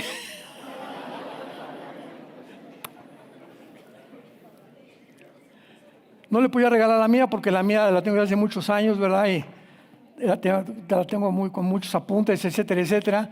Así que le dije, mira, llegando a San Luis, lo primero que tienes que hacer es comprarte una Biblia, le dije, para que comiences a testificar y comiences a leerla. Y pues ahí después del desayuno oré por él, gracias a Dios. Pero yo le pedí a Dios en la mañana, bueno, cada mañana que salgo y que lo vamos a hacer todos, siempre le digo a Dios en las mañanas, Padre, permíteme encontrarme a alguien hoy a quien le pueda hablar de ti. Al mesero, a la tortillera, al elevadorista, al bellboy, al chofer del taxi, el que va conmigo junto al avión, el camión, a cualquier persona que tú te encuentres, pídele a Dios y créemelo, como me lo puso Dios en bandeja de plata a Gerardo, así te va a poner Dios a las gentes cuando Dios ve que tenemos pasión por las almas. Tenemos que tener pasión por las almas. Por tu abuelita, por tu tío, por tus hermanos, por tus papás, por tus amigos en la escuela. Tenemos que tener pasión por ellos, porque si alguien se muere sin Cristo se condena eternamente, y sobre todo aquellos que lo rechazaron. Entonces, en Babilonia, la ramera, en el capítulo 17, es un sistema que se prostituyó, y recordemos esto. Cuando hablamos de esto, no estamos hablando de la gente. Por favor, abramos los ojos y los oídos. Cuando yo digo, Venezuela es un país precioso y la gente es preciosa, ¿a quién me refiero? A la gente y al país. Cuando hablo México es precioso y los paisajes de México y los océanos que tiene y los puertos que tiene México y la comida que tenemos es maravillosa. Cuba, preciosa, qué linda Cuba, etcétera, etcétera. ¿Cuál es el problema? Los gobiernos. Entonces no estamos hablando de la gente. Cuando hablamos el Vaticano, estamos hablando de un sistema corrompido hasta el tuétano, donde hay millones de católicos que son sinceros y son muy buenas personas. No estoy hablando que todos van a ir al cielo, pero no han tenido la oportunidad, repito. Entonces no estamos condenando al pueblo, estamos hablando del sistema, ¿sí me entienden?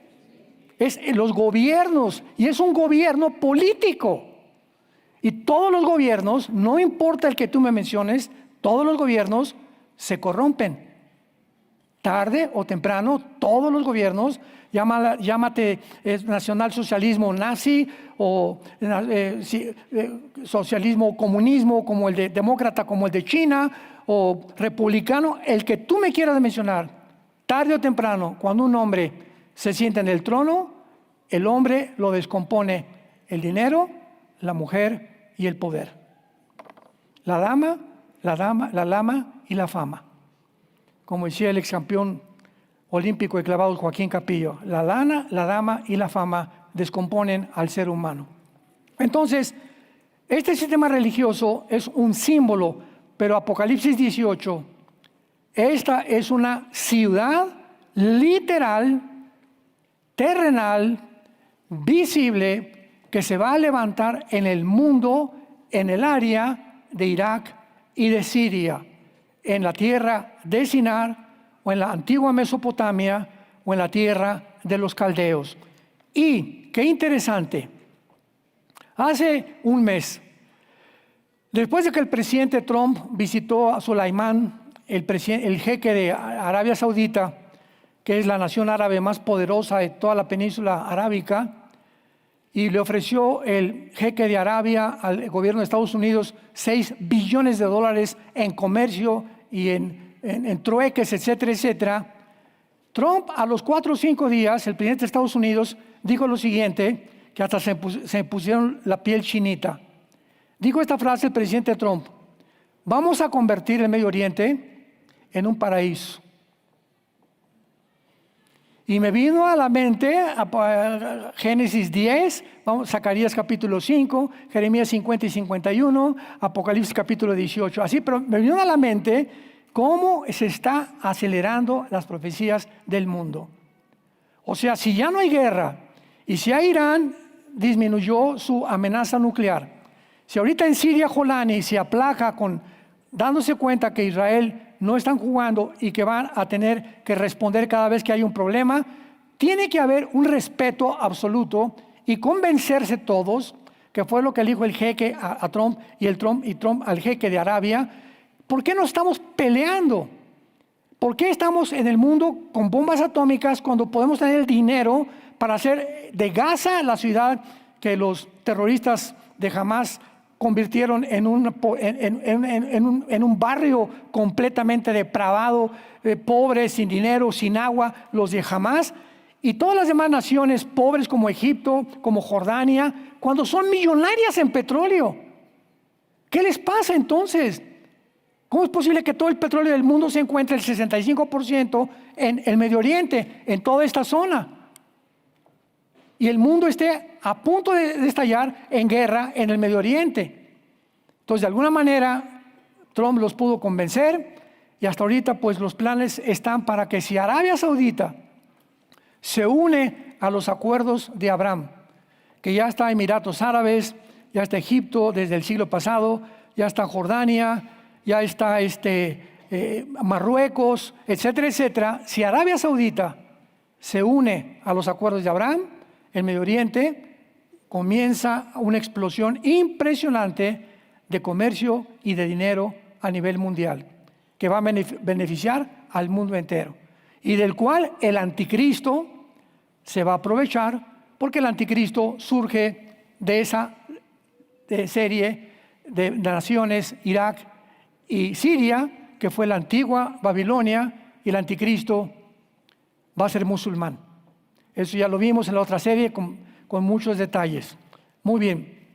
Ahora veamos nosotros también que en primer lugar estos argumentos, ¿verdad?, son muy, muy fuertes, y veamos punto por punto. Número 1, Babilonia será destruida, para que veamos que es literal, porque hay un sistema de interpretación bíblico que dicen que ya se cumplieron las profecías, que ya nada es literal, que todo pertenece al pasado. Vamos a demostrar lo contrario, porque la Escritura se interpreta con la Escritura. Número 1, Babilonia será destruida como Sodoma y Gomorra y será llena de espíritus demoníacos. Isaías capítulo 13. Isaías capítulo 13. Fue escrito hace 2700 años, el libro de Isaías. 2700 años. Veamos si ya se cumplió. Versículo 1. Profecía sobre Babilonia. En tu Biblia ponle Irak. Cada vez que pongas Babilonia, ponle Irak, para que sepas a qué territorio se refiere. Revelada a Isaías, hijo de Amós. Versículo 9. He aquí el día de Jehová. El día de Jehová es un término que también ya lo hemos visto muchas veces, que se refiere ¿a qué tiempo? Al tiempo en el que Dios juzgará al mundo, conocido como los 7 años de la tribulación o la semana 70 de Daniel. Y va a continuar durante todo el milenio. El día de Jehová se compara, por eso se llama día. Vean ustedes, ¿qué es un día? Bueno, tenemos 12 horas de luz y 12 horas de tinieblas, desde el principio del Génesis capítulo 1. Entonces, un día está dividido. Cuando habla la Biblia, el día de Jehová va a ser la mitad de noche, la tribulación, y la otra mitad de día, el milenio. Por eso abarca desde el rapto hasta el final del milenio, el día de Jehová. Mezcla la bendición con el juicio de Dios. Por eso se le llama el día de Jehová, que no es un día de 24 horas, es un día que se prolonga por muchos años. Ahora muy bien, veamos que dice aquí, el día de Jehová viene terrible, de indignación, ardor de ira, para convertir la tierra en soledad y raer de ella a los pecadores.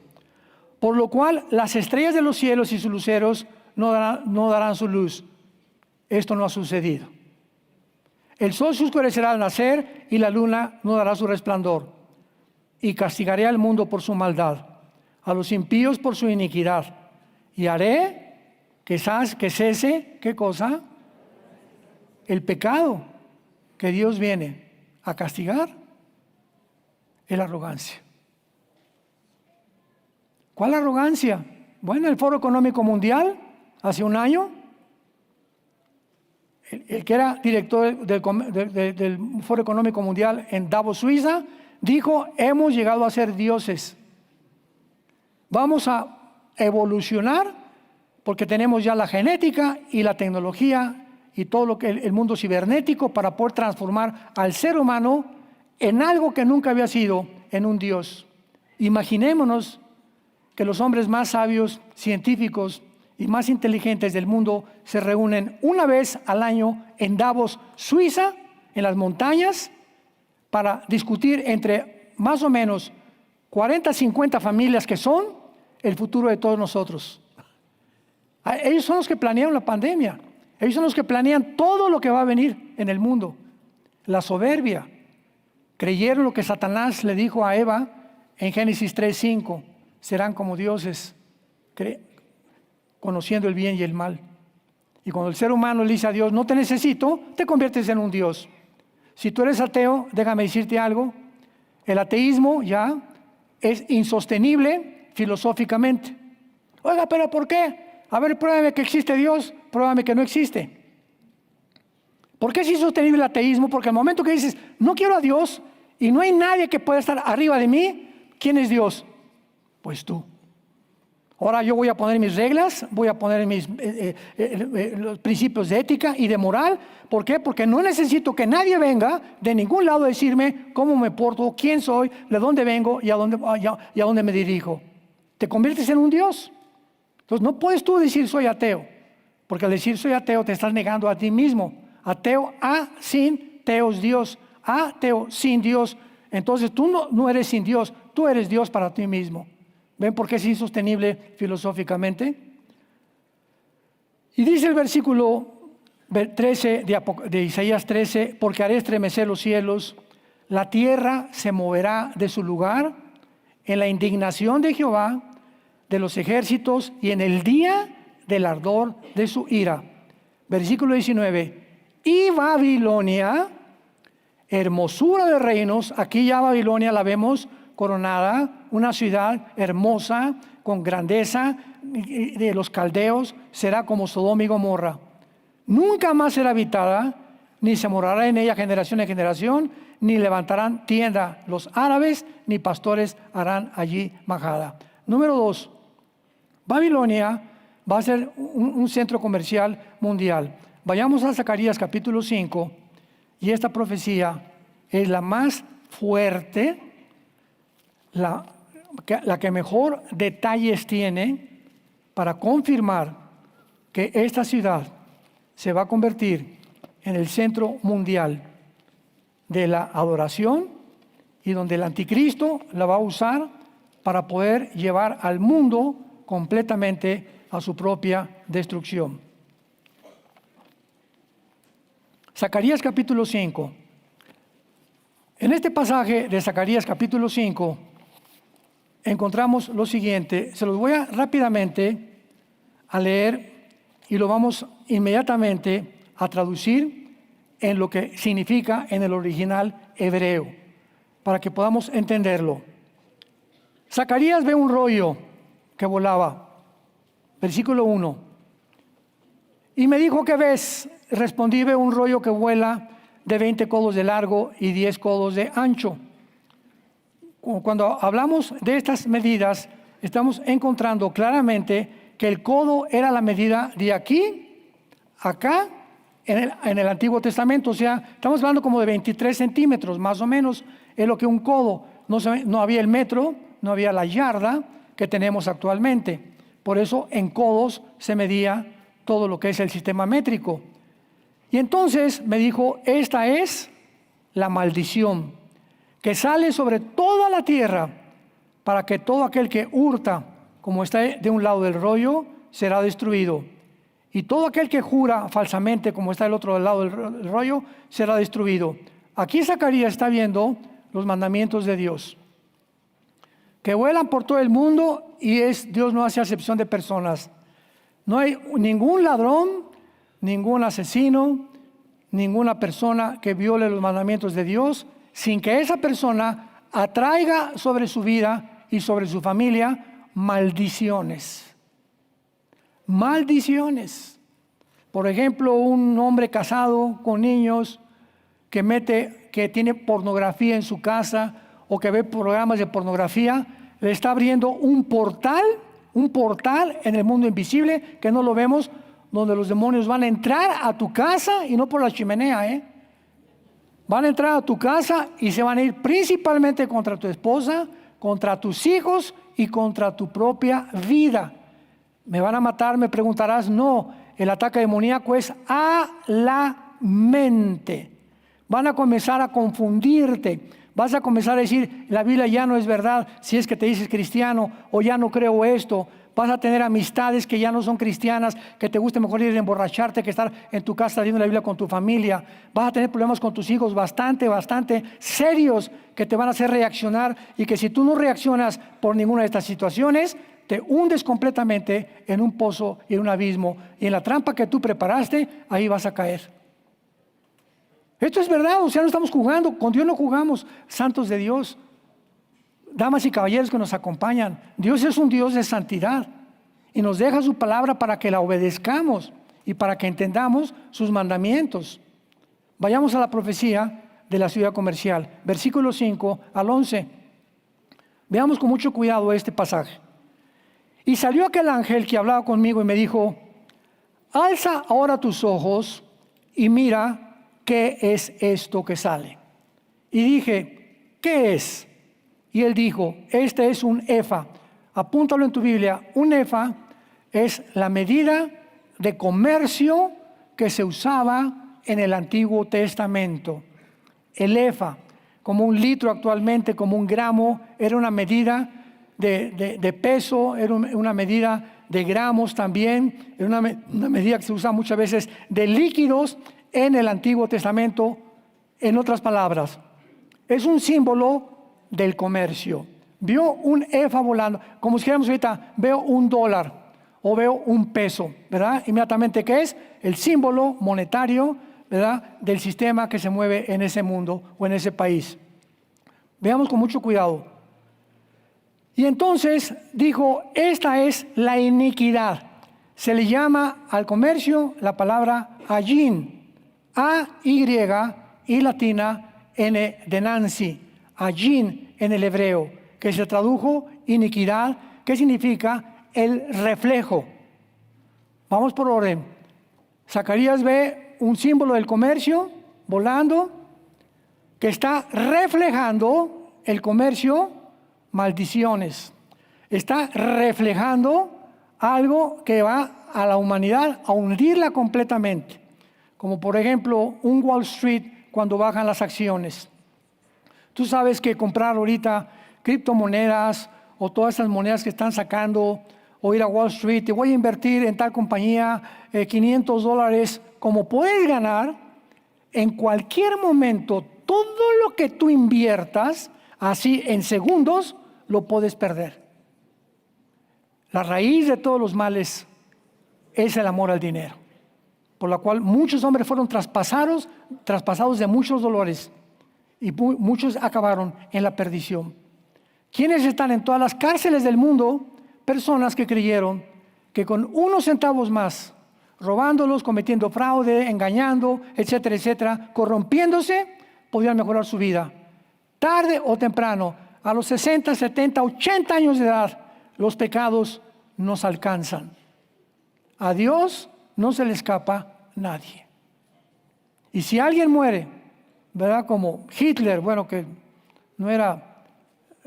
no fue el área en la que él destacó que le gustaba el dinero, sino el poder, tarde o temprano, si mueren sin haber sido juzgados, los espera la condenación eterna. Pero no hay nadie que pueda evadir como ha vivido en esta vida delante de Dios. Muy bien, entonces Elefa va volando en el cielo, que está reflejando algo, y levantaron la tapa, este símbolo del comercio estaba en una cajita de plomo. ¿Se acuerdan ustedes para qué se usa el plomo, verdad? El plomo lo usan para que, por ejemplo, los rayos X no pueden penetrar a través del plomo. Es un material que no permite que nada se pueda ver lo que está dentro.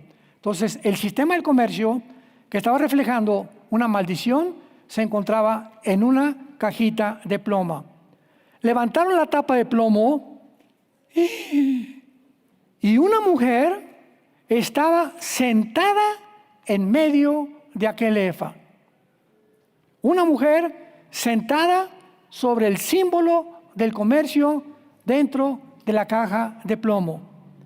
Y me dijo, esta es la Rishah, como suena en el hebreo, R-I-S-H-A-H, Rishah, que se tradujo la maldad. Vamos a ver la interpretación, no se me adelanten. Y la echó dentro del efa y echó la masa de plomo en la boca del efa. O sea, está la cajita de plomo, dentro está el sistema del comercio, una mujer sentada arriba y de repente se cierra la cajita de plomo. Dentro está la mujer y dentro está el sistema del comercio que refleja la maldad. Alcé luego mis ojos y miré. He aquí ahora dos mujeres, Isha. La palabra hebrea para mujeres, Isha, I-S-H-A. Para hombres, Ish. El varón es Ish, la mujer es Isha. Que salían y traían viento en sus alas, y alas como de cigüeña, y alzaron el efa entre la tierra y los cielos. La cigüeña, qué irónico. La usamos para traer bebés, ¿verdad? ¿Qué te trajo la cigüeña? La cigüeña es un símbolo de la maldad y del mal en la Biblia. En Levítico capítulo 11 vas a ver tú que la cigüeña es un ave inmunda. ¿Y por qué la usamos? Para traer bebés. A los míos no los trajo una cigüeña. Discúlpame. Todo esto tiene algo que ver, vamos a verlo. Dije el ángel que hablaba conmigo, ¿a dónde llevan el efa? O sea, ¿a dónde llevan el comercio? Y él me respondió, para que les sea edificada casa en tierra de, ¿dónde es la tierra de Sinar? Irak, Siria o la tierra de los caldeos. Para que les sea edificada casa en la tierra de Sinar, y cuando esté preparada, la pondrán sobre su base. O sea, esta profecía nos habla que el sistema del comercio mundial que se encuentra actualmente en Wall Street va a ser transportado al Medio Oriente. Cuando Trump dijo, hagamos un paraíso del Medio Oriente, ¿por qué creen que se me pusieron los pelos como chinitos? Porque en ese momento la Biblia nos muestra hace 2700 años que va a haber una gran ciudad comercial que va a estar edificada en el Medio Oriente y que va a ser la ciudad que el anticristo va a gobernar, y el mundo va a venir de todas partes para poder comerciar ahí todas las cosas que vamos a ver más adelante que van a poder llevarles a los hombres a su propia perdición. Aunado a esto, veamos qué dice Santiago capítulo 5 en el Nuevo Testamento. Para que tengamos una idea de qué maldición tan grande hay cuando el dinero se usa de una forma equivocada o cuando anhelamos tener más de lo que Dios nos ha dado. Santiago 5, vean esto. Vamos ahora, ricos, lloren y aullad por las miserias que os vendrán. Me detengo rápido, acordémonos. No es malo ser rico, ¿verdad? Según de Timoteo, porque la raíz de los males es el amor al dinero. No es el dinero. Tú puedes tener una casa de 5 millones de dólares y coches, Mercedes, lo que tú quieras. Si en la misma medida que tú tienes dinero, tú lo das a la obra de Dios, te evitas caer en la avaricia. Cuando guardamos más de lo que debemos de guardar, es cuando caemos en la trampa del dinero. Y es a quienes se dirige estas palabras que seguimos leyendo. Aullad por las miserias que los vendrán. Escuchen, vuestras riquezas están podridas, vuestras ropas comidas de polilla, vuestro oro y plata está enmohecido. Su moho testificará contra ustedes, devorará de todo vuestras carnes como fuego. Habéis acumulado tesoros para los días postreros. ¿Por qué? He aquí clama el jornal de los obreros que han cosechado vuestras tierras, el cual por engaño no les ha sido pagado por vosotros, y los clamores de los que habían cegado han entrado en los oídos del Señor de los ejércitos. Precisamente, damas y caballeros, santos de Dios, por causa de lo que dice el versículo 4, se levantó el comunismo y el socialismo, la revolución zarista de Rusia, la revolución bolchevique y la revolución francesa y la revolución mexicana. ¿Por qué? Por la explotación de las clases altas a las clases pobres. Y cuando Nikolai Lenin encontró, ¿verdad?, que se podía explotar esto porque la gente está, oye, los ricos, yo estoy así porque los ricos me han robado y porque esto. ¿Y quién hacían los ricos en aquel tiempo? Estados Unidos, los imperialistas. Vamos a luchar contra los imperialistas, y el comunismo corre por todos lados porque la culpa la tienen ¿quiénes? Los que tienen dinero. Y no es así. Y cuando comenzamos a creer nosotros que realmente todo esto es por causa de que nosotros no hemos prosperado, porque alguien me está explotando, a esas personas que explotan a los trabajadores, si tú tienes sirvientes en tu casa y no les pagas tiempos extras, si no les pagas vacaciones, si no les pagas su aguinaldo, si tú no tienes estos principios rectos de la administración del dinero, eres una persona explotadora. Y Dios no va a perdonar esto. Tenemos que ser justos con todos nuestros tratos con nuestros semejantes.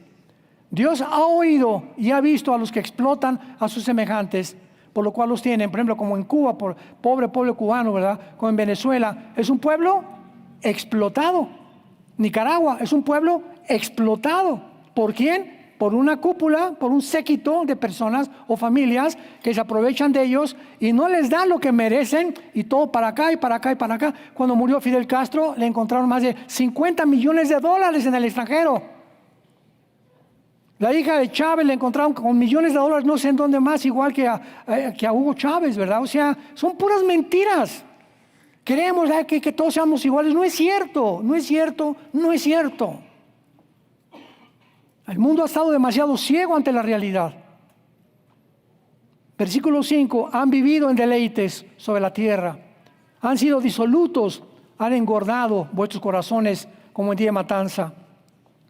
Han condenado y dado muerte al justo, y él nos hace resistencia. Finalmente, acaba este discurso a los jueces, ministerios públicos, diputados, senadores, que tienen no el poder el dinero, el poder político para hacer dinero y explotar a sus semejantes.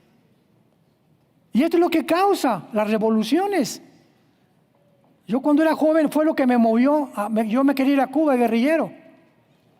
Me quería en el barco Grama, en el que se fue Fidel Castro y el Che Guevara a organizar el ataque al cuartel de Moncada, que fue el primer fracaso de Fidel Castro.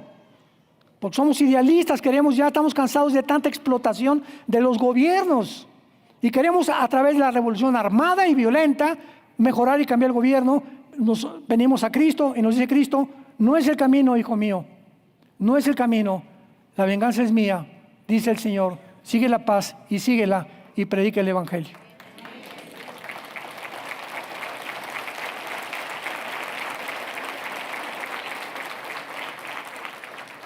El mundo se dirige cada vez a más, va a haber más avaros, va a haber gente mucho más egoísta, va a haber gente más amadores de sí mismos, va a haber mucha gente que van a ser narcisistas, ególatras, psicópatas. Cuando una persona es narcisista y se ama nada más a sí mismo, ególatra y no tiene empatía por los demás, ni se compadece a los pobres. Oye, vas en la calle, por el amor de Dios, o el periférico, ahí está una niña con los que están haciendo como circo en las calles, o vendiéndote chicles. Quítate, niña, ¿qué te cuesta darle 5 pesos?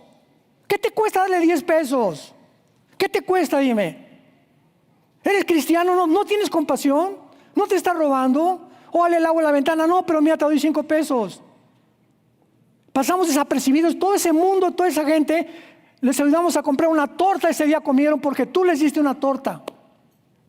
Y te estás recompensado por Dios. Pero nos aislamos en nosotros, nos metemos una brújula en una caja de cristal donde ya no veo a nadie, ni importa qué está pidiendo acá, ni tampoco no tiene zapatos, no veo a nadie más que a mí. Y cuando caemos en ese centralismo, en ese egocentrismo, es cuando hemos abandonado completamente la gracia de Dios. Jesús vino para que no viviéramos para nosotros mismos, sino para los demás. Cada día, Padre, búscame a alguien, dame a alguien a quien le hable de ti. Dame a alguien a quien le pueda dar una caridad, que ya no es caridad. Cuando éramos religiosos era una caridad, eran limosnas. Pasaba el cura, la limosna. Ahora ya no, ahora demos conforme hayamos prosperado, dice la Biblia. Ahora tengamos más compasión de los demás, vivamos más para los demás. Cuando tengas la oportunidad de ayudar a alguien y comprarle una torta, un taco de chile aquí de la esquina, cómpraselo y dáselo y regálaselo. Este misionero que me encontré en el aeropuerto católico, me levanté, trajeron la cuenta, le dije, dámela para acá, me la arrebató y la pagó él. Y le dije, Gerardo, ¿sabes una cosa? Me despido, te doy la gracia a Dios porque eres un hombre que te falta el conocimiento más de la verdad, pero eres un hombre sincero. Y además, el haberme pagado la cuenta del desayuno, para mí habla mucho de que no tienes tu cartera, no es el centro de tu vida. Y le dije, Dios te va a prosperar. Y me dijo, sí, tengo 8 hijos. Con razón. Con razón lo ha hecho Dios tan próspero, ¿verdad? No era un hombre que tenía dinero, era un misionero. Digo que venía de Estados Unidos, tenía un negocio de pintura o no sé qué cosa, iba a San Luis a sacrificar 15 días de su trabajo a sus hijos para irse de misionero a San Luis Potosí y hablar de Cristo de acuerdo al concepto que él tiene de Cristo, sin el conocimiento que tenemos muchos de nosotros. Pero ¿qué es lo que ve Dios? Dios ve el corazón. Tiene un corazón lindo, un corazón que quería ayudar a la gente y pagarme la cuenta para mí significó muchísimo. Porque vi un hombre que es desprendido, que un hombre que le gusta dar en lugar de recibir. Y por eso oremos por él. Acuérdense, se llama Gerardo, está en San Luis Potosí, oren por él. Misionero católico, segurísimo, yo me lo voy a encontrar, me lo voy a volver a encontrar, convertido a Jesucristo.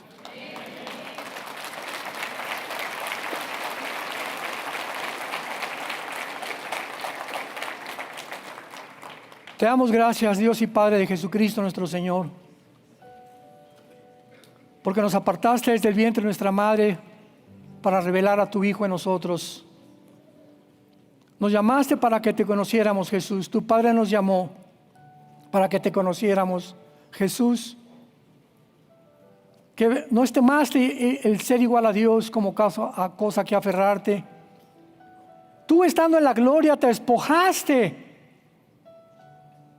Te saliste de todos los privilegios que tenías en el cielo con tu Padre y bajaste a este mundo, a este basurero, en el mundo donde vivimos, a caminar entre la basura que éramos, a caminar entre nosotros, y tuviste compasión de los enfermos, tuviste compasión de los endemoniados, tuviste compasión de todos, al grado que finalmente, en la víspera de tu muerte, te hincas y nos lavas los pies.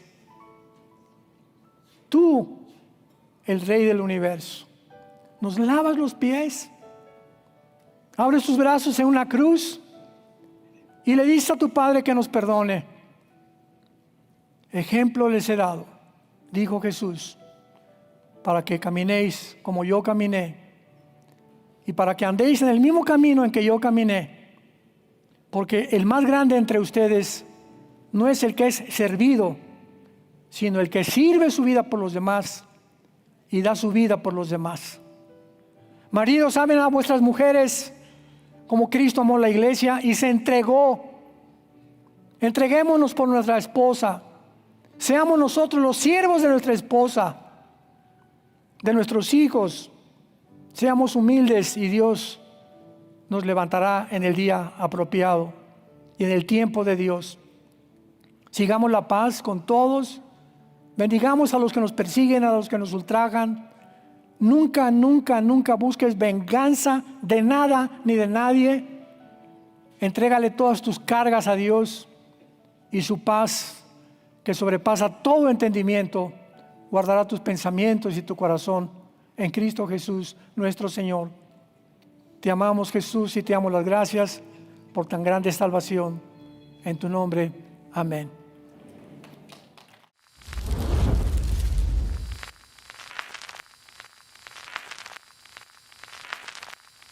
Hola, ¿qué tal? Me da mucho gusto saludarles y quisiera simplemente comunicarles que gracias a todos ustedes a través de todas las naciones del mundo que aman la palabra de Dios y que realmente están interesados en que nosotros como organización Vida Nueva para el Mundo y Armando Alducin Ministries continuemos predicando el Evangelio de la Gracia de Jesucristo y que podamos nosotros continuar haciéndolo gracias a sus donaciones. Este año cumplimos 46 años de ministerio, 46 años donde hemos predicado, hemos enseñado, hemos tenido seminarios y de diferentes formas de estudios bíblicos alrededor del mundo y hemos pensado y considerado de una forma fiel el Evangelio de la sana doctrina de Jesucristo. Nosotros, con todas estas donaciones, tenemos que sostener pastores, misioneros, obras, equipos de televisión y aún continuamos buscando la manera de poder elevar este ministerio. Hasta este momento quiero que ustedes estén enterados que no tenemos una sola propiedad como organización y así hemos trabajado durante 46 años porque le damos la importancia a la evangelización, a las misiones y también a los hombres de Dios para levantar más pastores. Le damos las gracias y que pueda Dios con su gracia tocar sus corazones y que puedan ustedes invertir en un terreno donde es fructífero, porque creemos que ha producido bastante buen fruto para la gloria de Dios. Gracias, muchas gracias por sus aportaciones y por las donaciones que sabemos ustedes continuarán haciendo para que podamos continuar siendo fieles en la predicación del Evangelio de la gracia de Dios. Que Dios les bendiga.